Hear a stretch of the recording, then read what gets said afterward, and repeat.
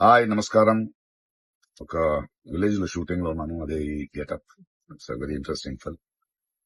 ఇక్కడ ఉన్నప్పుడు ఇప్పుడే నాకు ఈ ఆన్లైన్ లో మళ్ళీ మీడియాలో ఒక ఆన్లైన్ గేమింగ్ యాప్ దాని గురించి నేను చేసిన ఒక యాడ్ గురించి డిస్కషన్ జరుగుతోంది.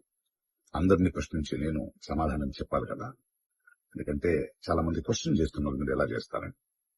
అది ఒక 2016, ఒక 9 years బ్యాక్ ఇలాంటి ఒక యాడ్ నా దగ్గరకు వచ్చింది. నేను చేశాను, నిజం. ఆ తర్వాత కొన్ని నెలల్లోనే అది తప్పని నాకు అర్థమైంది.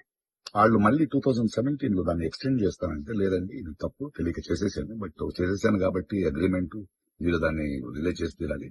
బట్ 2017 నుంచి మీరు వాడకూడదు, నేను రాను అని చెప్పేసి. దాని తర్వాత అలాంటి ఏ గేమింగ్ యాప్స్ నేను చేయలేదు. 2021 లో కూడా ఆ కంపెనీ ఇంకో కంపెనీకి అమ్మేసి వాళ్ళు దాన్ని ఏదో సోషల్ మీడియా ప్లాట్ఫామ్ లో యూజ్ చేస్తే నేను వాళ్ళకి నోటీసులు, వాళ్ళకి ఈమెయిల్, మళ్ళీ వాట్సాప్ లో పంపించి, లేదండి ఇందులో నేను లేను, ఇది చేయకూడదు, కాంట్రాక్ట్ అయిపోయింది, ఇది తప్పు అని కూడా చెప్పాను. వాళ్ళు ఆపేశారు. ఇప్పుడు అది మళ్ళీ రీక్ అయింది.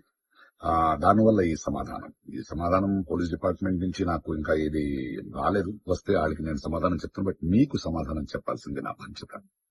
So 2017, 9 years back for 1 year contract నేను చేసింది నిజం.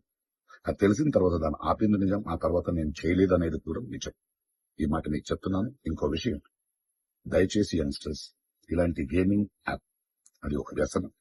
ప్లీజ్ మీ జీవితాన్ని కోల్పోండి. Thank you.